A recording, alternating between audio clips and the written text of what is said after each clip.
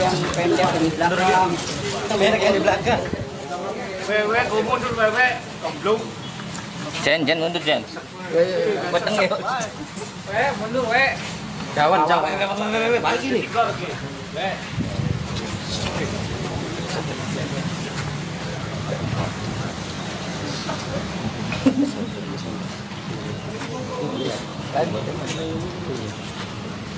Jenggotnya pada kargun terus ya.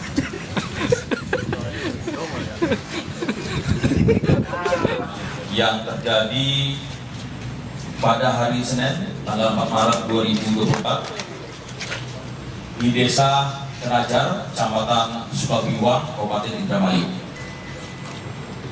di mana pada hari Senin tanggal 4 Maret 2024 kami menerima laporan dari keluarga korban bahwa telah ditemukan korban atas nama inisial M di rumahnya, dan korban bekerja sebagai agen BRI Link dan ditemukan dalam keadaan meninggal dunia dengan terlihat ada luka-luka dan juga ada beberapa darah yang berada di lantai.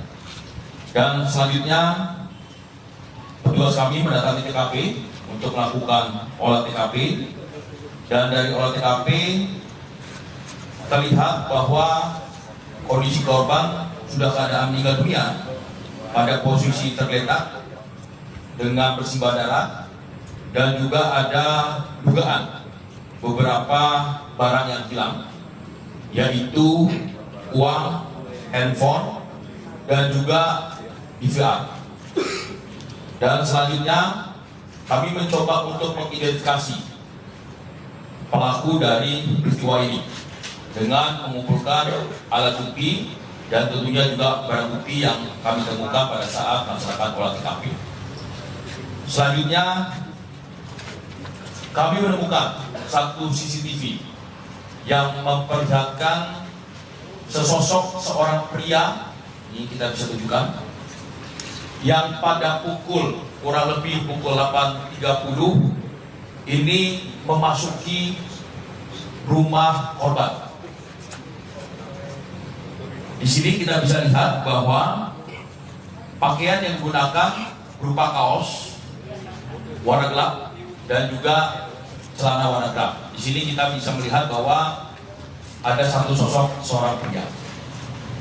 Dan selanjutnya kami mencoba untuk mengidentifikasi dari sosok pria ini, dikarenakan berdasarkan keterangan dari keluarga korban sebelum pukul 8.30, tepatnya pukul 8 ke bawah, keluarga korban ini masih sempat bertemu dengan korban. Dan selanjutnya kami mencoba untuk mengidentifikasi siapa sosok pria ini. Dan dari hasil pengumpulan keterangan-keterangan yang ada, ternyata ada juga yang melihat satu orang sosok pria yang diidentifikasi selanjutnya sebagai sosok tersangka, yaitu tersangka AS. Dan selanjutnya kami mengumpulkan alat bukti ya, termasuk juga rekaman CCTV ya. Dan selanjutnya kami menemukan informasi di media sosial bahwa ada yang menjual handphone milik korban. Nah, dari media sosial ini ya, saya sebutkan aja Facebook, kita langsung mengetahui bahwa handphone milik korban sudah berada di tangan orang lain. Selanjutnya, setelah kita telusuri terkait media sosial ini, akhirnya diketahui bahwa penjual handphone milik korban beratas nama inisial D dan juga R. Dan selanjutnya kita lakukan penangkapan terhadap saudara D dan juga saudara R. Dan menurut keterangannya bahwa handphone milik korban sudah digadaikan di tempat pegadaian sebesar Rp1.020.000. Berawal dari situ, selanjutnya kita mengumpulkan alat bukti lain, ya, rekaman CCTV yang menampakkan bahwa ada si tersangka, ya. Ini karena kita dari sini kita bisa mengidentifikasi ternyata D dan R ini juga menerima handphone awalnya dari saudara berinisial W, dan selanjutnya kita mengidentifikasi sosok pria ini, si tersangka ini, si AS ini. Ya. Akhirnya kita ketahui bahwa sosok pria ini adalah saudara AS yang bertempat tinggal tidak jauh dari rumah korban. Dan selanjutnya pada hari Minggu pada pukul 03.00 tim respons kami berhasil, ya, tim respons dan juga bergabung juga dengan tim respons dari Direktorat Reskrim Polda Jabar. Kita gabungan timnya berhasil menangkap tersangka di kos-kosan di wilayah Desa Jatimulya, Kecamatan Gunung Jati, Kabupaten Cirebon. Dan selanjutnya kita lakukan integrasi, kita lakukan pemeriksaan kepada tersangka, dan tersangka mengakui perbuatannya dengan keterangan yang diberikan, yaitu bahwa benar tersangka kurang lebih pada pukul 8.30 pada hari Senin ke rumah korban bermaksud untuk membeli rokok, dan pada saat itu terjadi percakapan antara korban dengan tersangka, di mana tersangka menyampaikan bahwa saya mau pinjam uang di mana. Nah, korban sempat menyampaikan bahwa kalau mau pinjam uang silakan ke BRI Baik. Dan selanjutnya setelah itu tersangka menyampaikan bahwa saya sudah banyak utang di BRI. Dan pada saat itu korban berbalik badan.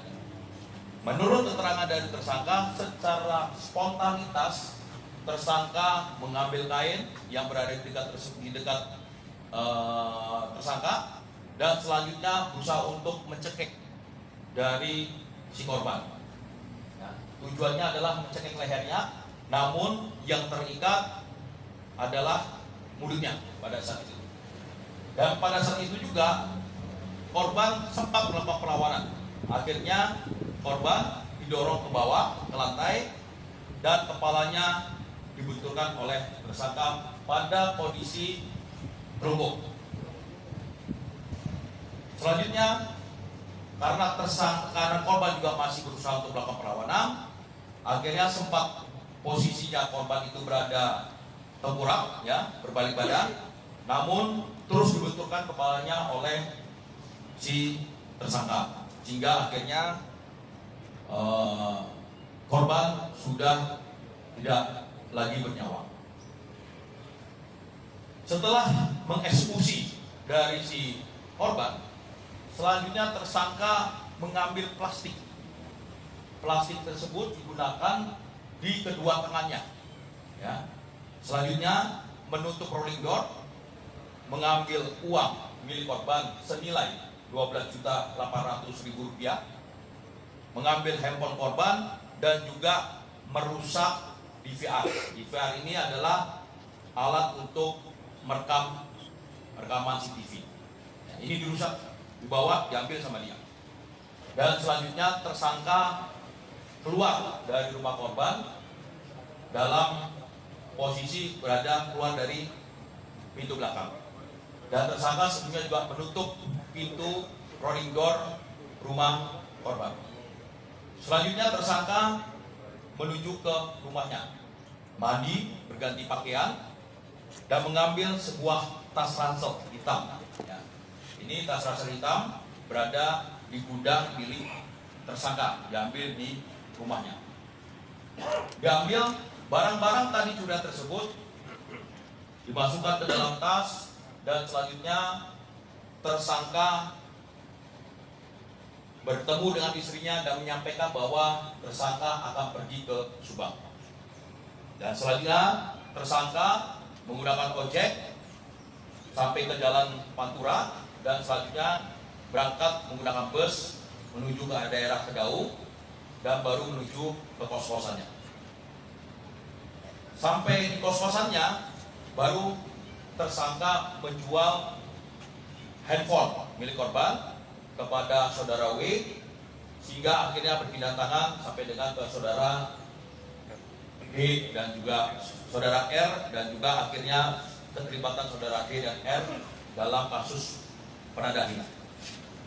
Dan selanjutnya tersangka pergi ke daerah Tuparef untuk membuang barang bukti, barang-barang yang diambil pada saat kejadian seperti VR, termasuk juga kain yang digunakan untuk mengeksekusi dari si korban, dan juga baju milik tersangka. Jadi tersangka berusaha untuk menghilangkan barang bukti yang digunakan oleh tersangka untuk melakukan eksekusi.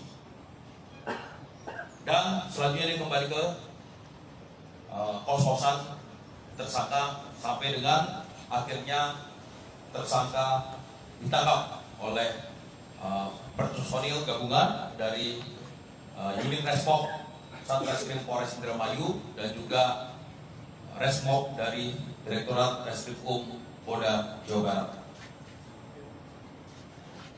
Dan ketika pada saat ditangkap, ya, tersangka berusaha untuk melarikan diri, berusaha untuk melawan petugas, mengancam jiwa petugas, dan selanjutnya kepada tersangka kita berikan tindakan tegas dan terukur.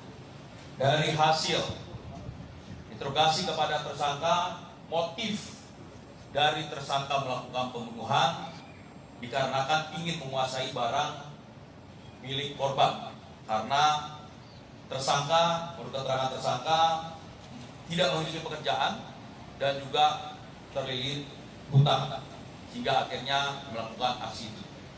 Kepada tersangka AS akan kami kenakan pasal 339, 338 dan juga 365 dengan ancaman pidana penjara paling lama 20 tahun.